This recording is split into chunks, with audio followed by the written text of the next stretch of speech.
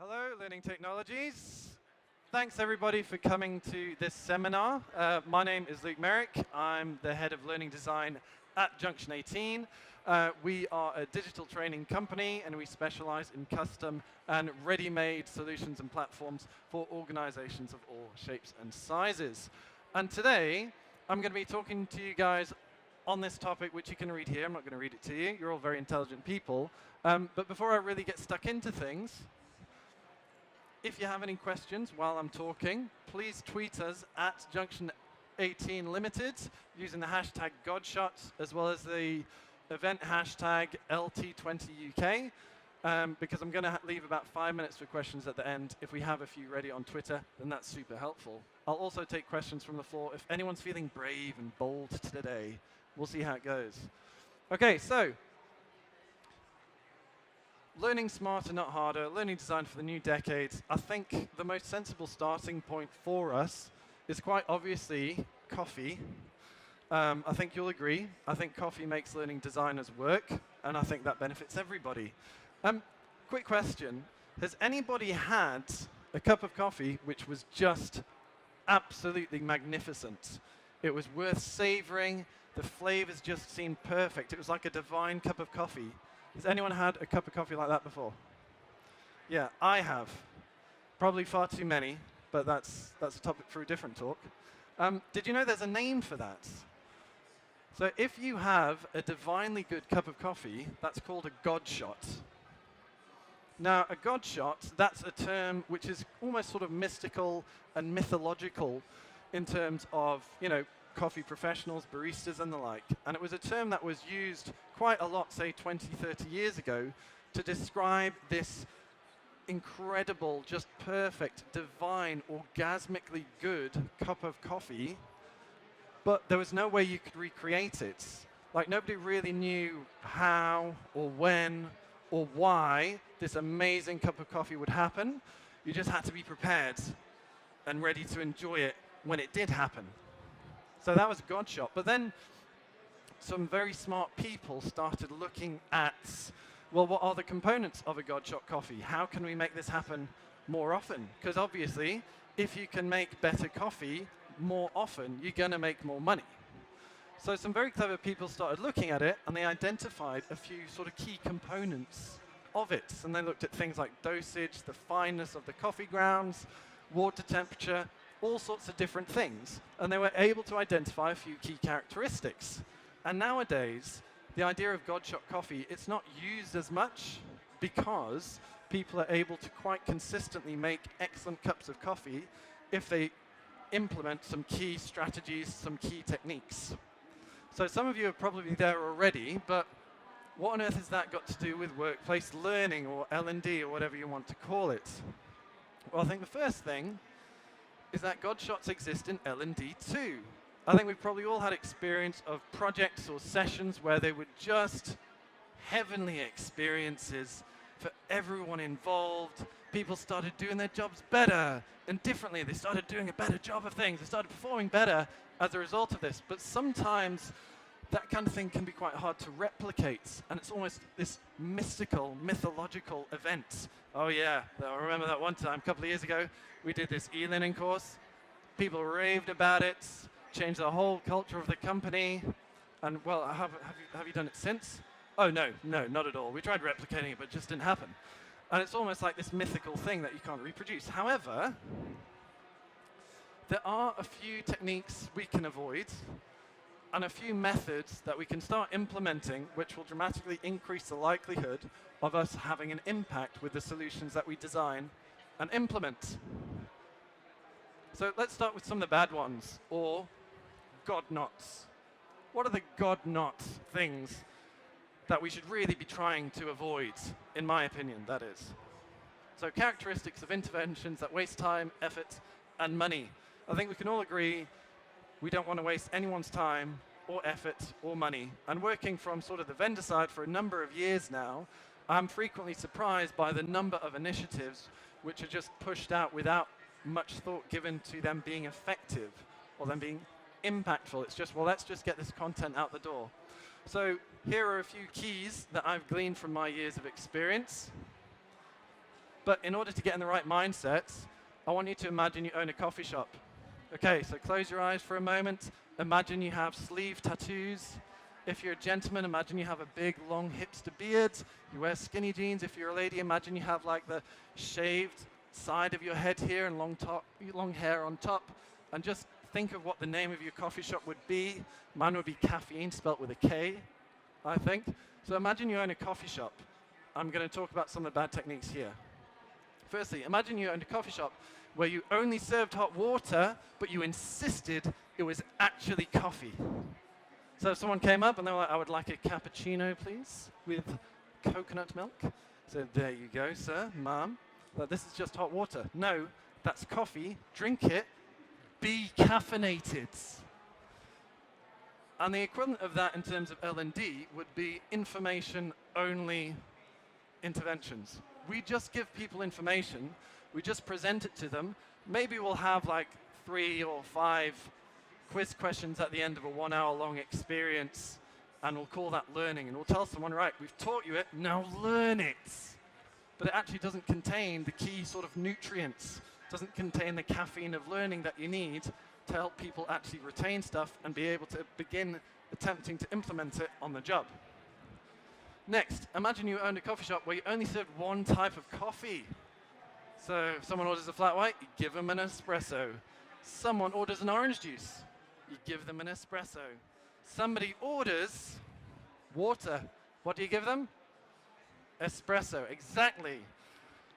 I see that happening a lot in the industry, no matter what is actually needed at the time. Maybe it's a hot day, someone wants a cold coffee. We'll give them a module. Maybe they need a resource that's going to help them do their job at the point of need. Well, they're going to get an e-learning module. And often, a lot of solutions exclusively come in module format. So if in your organization, you find all your solutions are exclusively module shaped, it's worth considering doing something a little bit differently, and we'll be looking at that in a minute. I'll give you some ideas. Next, imagine running a coffee shop where you only give people too much or too little coffee. Imagine going in, they give you this enormous trophy-sized mug of cappuccino, and there's no way you're going to be able to drink all of that. You'll never take all of that in. And that happens a lot in L&D. We just give people too much information. They can't drink it all in. Or, imagine being at a coffee shop, they only ever give you this much coffee. It's too little. And paired with too much information, we often combine that with too little mental effort required from the user. So they don't actually need to think about things. They're not challenged about how to apply what they've learned. They don't have to practice things in a realistic way. Therefore, there's too little mental effort required. So you have this weird balance of too much information that they just can't take in, but too little mental effort where they don't actually have to think and they just can click through. Fourth, imagine coffee served without a cup. Now, this has actually happened to me before. Funnily enough, I was driving up to the Isle of Skye in Scotland with my wife, and we stopped by this small town for a coffee. I went in, I said, I would like a flat white and an Americano to take out, please. And they said, great, where's your keep cup? I thought, oh dear, I didn't bring our keep cups with us because, you know, trying to be environmentally conscious and all that, but I didn't remember them. So usually in shops now, they'll have sort of, you know, compostable takeaway cups that you can use, and then they can be composted, which is useful. But this place, they were just like flat out, no, we don't do that here. So for a moment, I was considering just offering my hands, because honestly, I'd been on the road for like 4 hours. I've got a few young kids. They're in the back of the car. It was desperate times. But I thought, no, that's impractical. So I ended up taking my wife coffee in the car in these chipped, stained, old mugs that nobody wanted to use. They were on a dusty shelf behind the till. I was just like, oh my gosh, I've stooped to these levels. But we sometimes ask that of our learners by giving them impractical training. And by impractical, I just mean we don't link it to their actual daily practices, to their job tasks, to the stuff they do every day at work. We just give them information, we just give them concepts, we give them theories, we'll tell them all about SMART goals. This is what a SMART goal is, and we'll be able to say, hey, well, my learners, they can give you the definition of a SMART goal in an instant, like that. It's like, yeah, well, can they actually write a SMART goal? Oh, I don't know. I don't know. But that's what they need to do in real life, isn't it? So we often do, I see quite a lot of impractical training. Impractical, it's not linked to real life. So let's have a look. Last one, imagine charging £10 for a coffee that takes 20 minutes to prepare. Now, let's be generous about it. Maybe it is the single best cup of coffee you have ever had in your life. You'd still think, £10, 20 minutes to wait, it's a bit long, isn't it? But we're in an industry where you can easily pay 50, 60, 70,000 pounds for a single module that then takes 6 months or longer for somebody to create and deliver. And I'm just left thinking, that just doesn't make sense.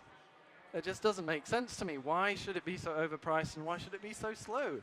It's 2020. There are so many new options out there.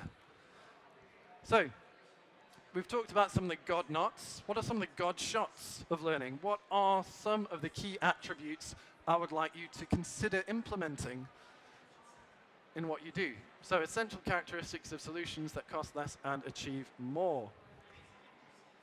First one, hyper-relevance.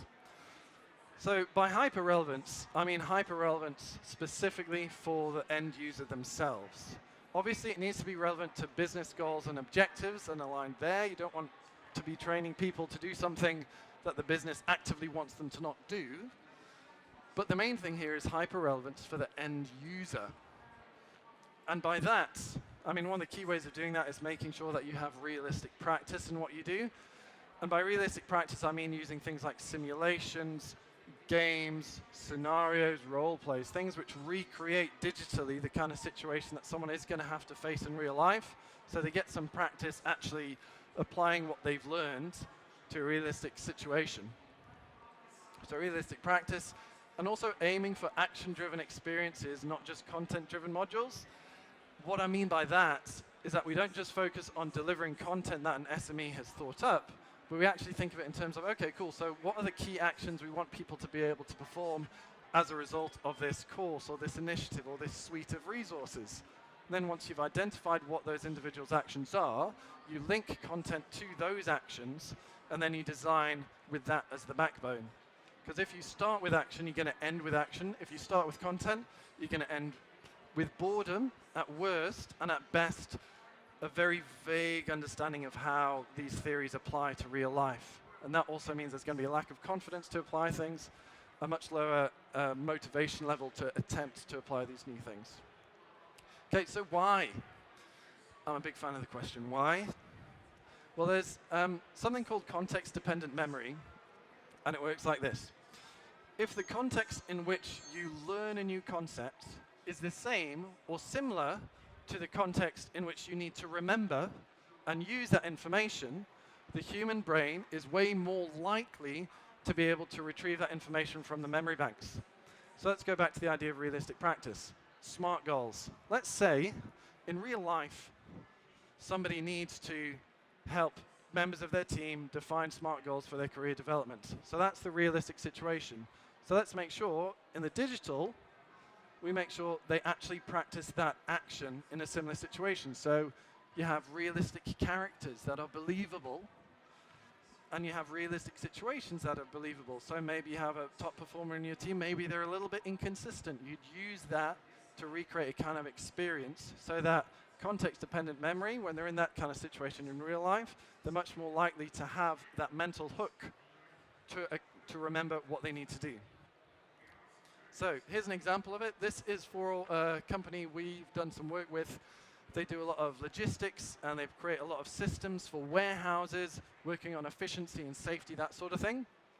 So in this activity, we have a video of somebody going back and forth, performing different tasks that the end user themselves does every single day in the warehouse.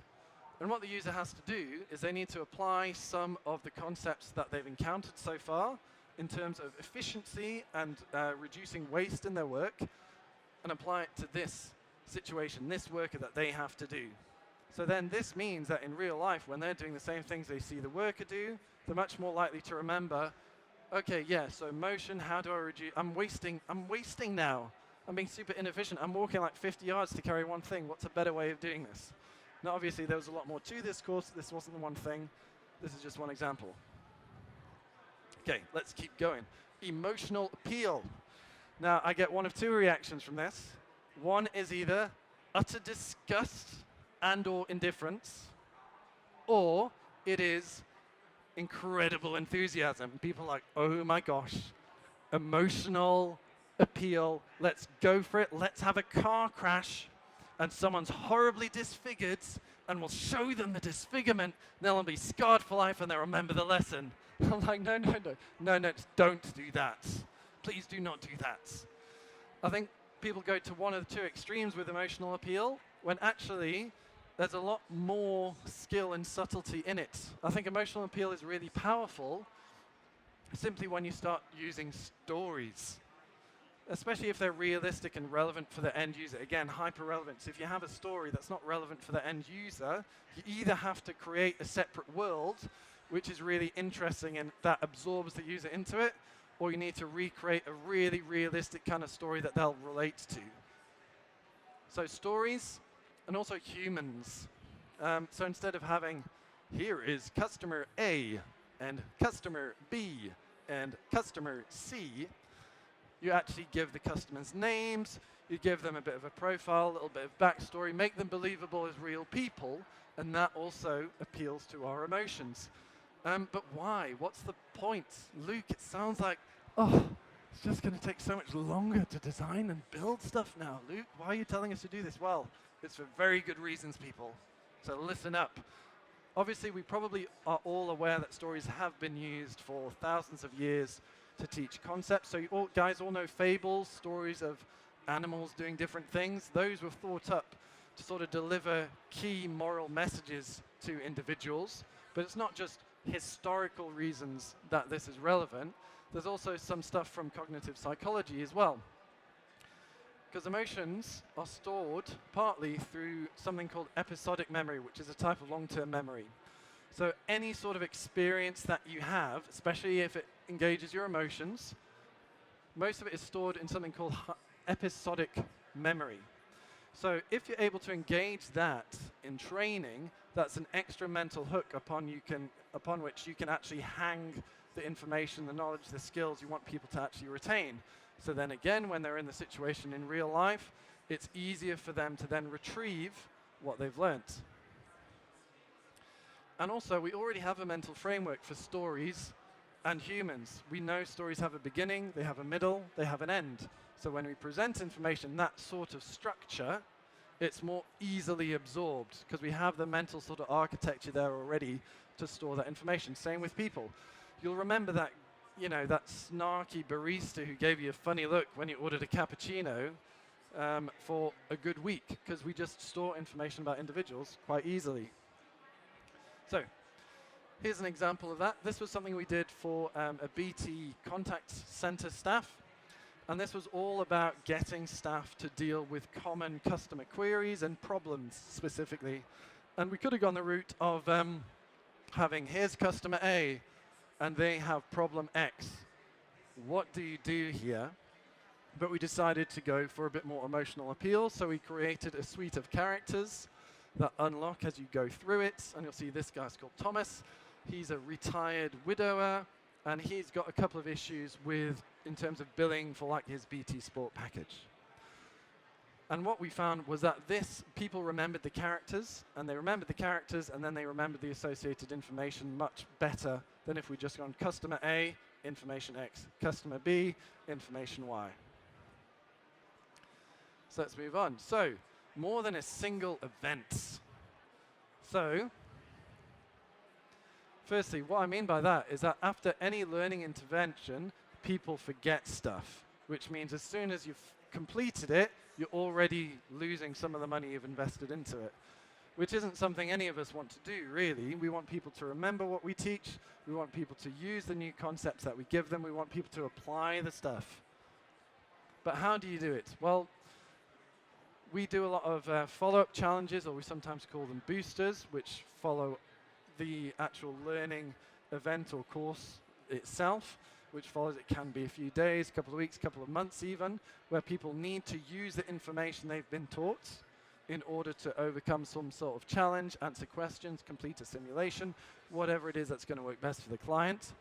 It doesn't even necessarily have to be digital. It doesn't have to be high budget follow-up. It can just be getting managers to talk through the content and have a discussion with the members of their team, or it could be a discussion on a channel in Yammer or Microsoft Teams, or whatever platform it is that you guys use.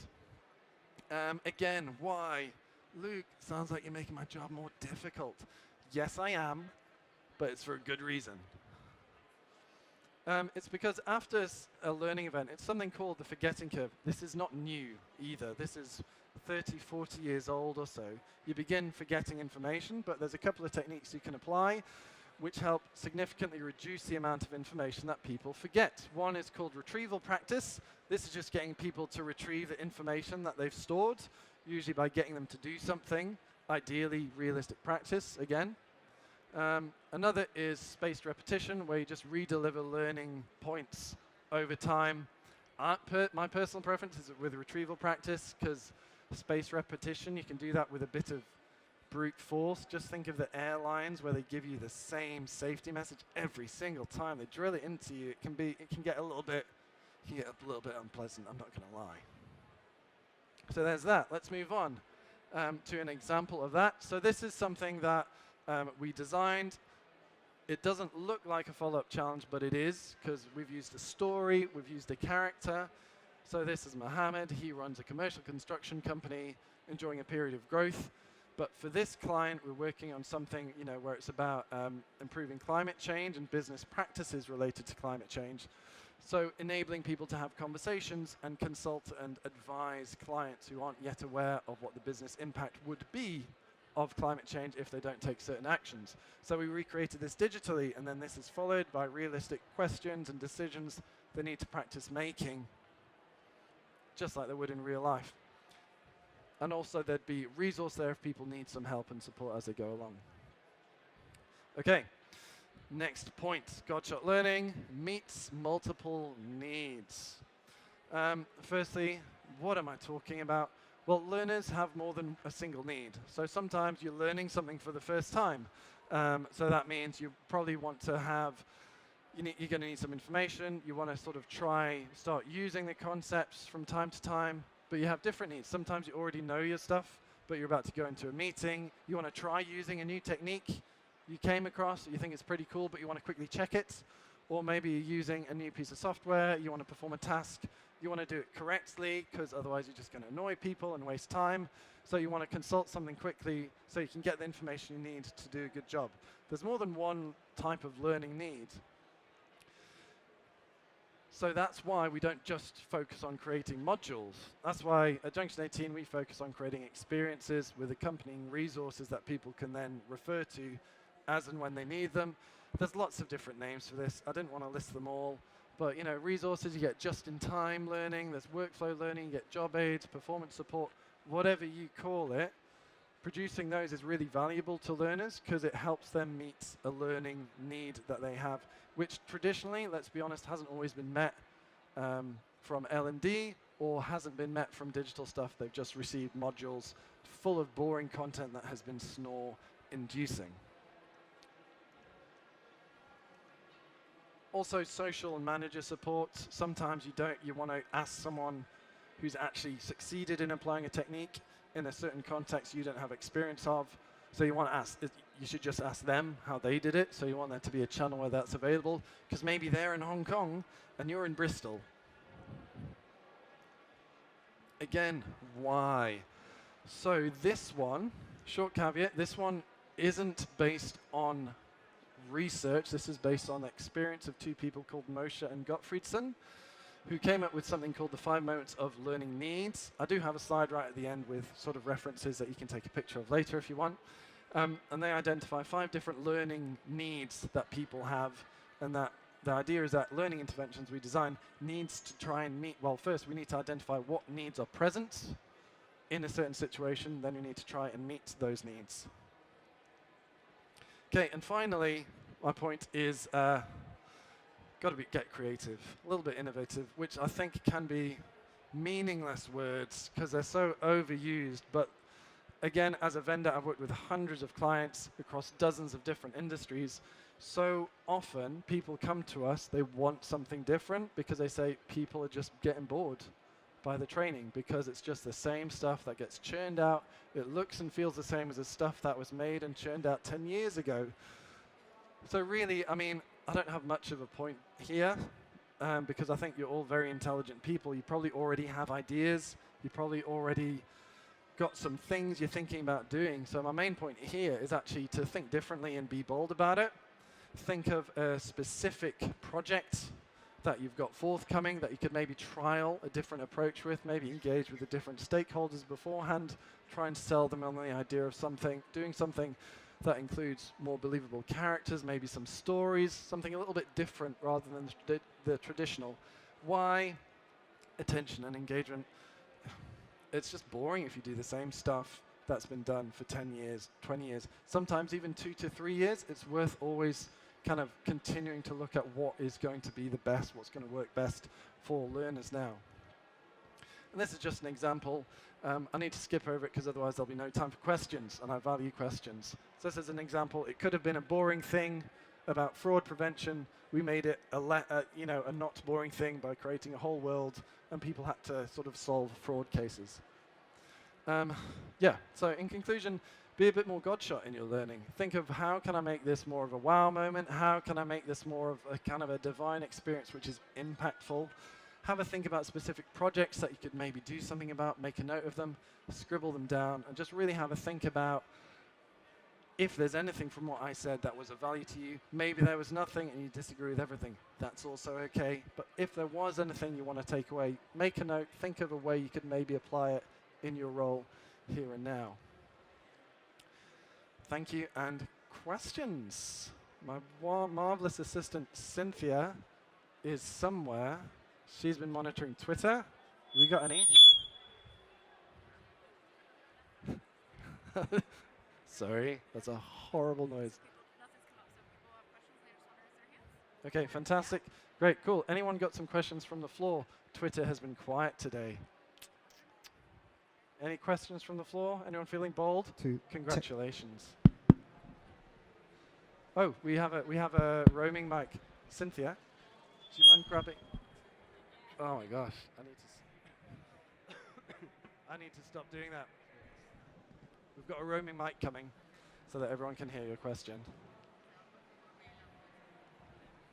Here we go. So my question was, sometimes I do really impactful sessions, and they're really fun, and everyone has a great time, and they go back and they tell everyone how great they were. Yeah. But then, as you said, obviously the follow-up's obviously quite key. But sometimes they have great time in the session and they sort of buzzing when they come out. But then, how do you measure, obviously, what you do after that? Yeah. I'm just putting the references up for anyone who's wanting to take a picture. So in terms of following it up, I think there's actually the main objective that we want from any learning intervention isn't necessarily that people like it and enjoy it, because there's been some research done which suggests that there isn't a link between people liking something and them learning a lot from it. So people liking it can mean it was a great experience, but that can be because they got an afternoon off work. It can be because it was actually really entertaining, but not necessarily a huge amount of value. Or it can be because it was a genuinely fantastic experience as well. But I think part of it is having a follow-up, because you can have an amazing experience, which is hugely valuable, but you just begin forgetting stuff straight away. So thinking about in terms of what can you do in terms of what's a quick reference people might find helpful for their concepts, maybe a cheat sheet, maybe it's a checklist, maybe it's an infographic, just to accompany the event itself, to be like, okay, cool, well, you're not on your own now. You don't just have to learn it and remember it. Here's something to help you do that. So thinking about that, you can engage with managers as well about it. There's lots of different ways. Yeah. Okay. Question about where do you get one of those Godshot coffees? I live in Glasgow. I could probably list 4 or 5 places immediately. But in terms of London, I can't help you too much. But Google artisan coffee near where you live. There should be somewhere nearby. If they do their own coffee bean roasting, that's usually a good sign. If they sell weird-looking coffee gadgets, that's often a good sign they'll make a good coffee for you. It depends where you are. Beans, yes. Vietnamese. Oh, we've got a recommendation for Vietnamese. Any other questions? Well, that's our time. So thank you for the one question. Guys, thanks so much for your time today. Guys, Come have a chat to us. If you'd like a copy of this presentation, you could speak to my two colleagues here. They can take down your details and scan your badges, and we can email this to you next week, okay? Yeah, and we're from Junction-18, stand F5, if you want to have some more conversations about this. Thanks.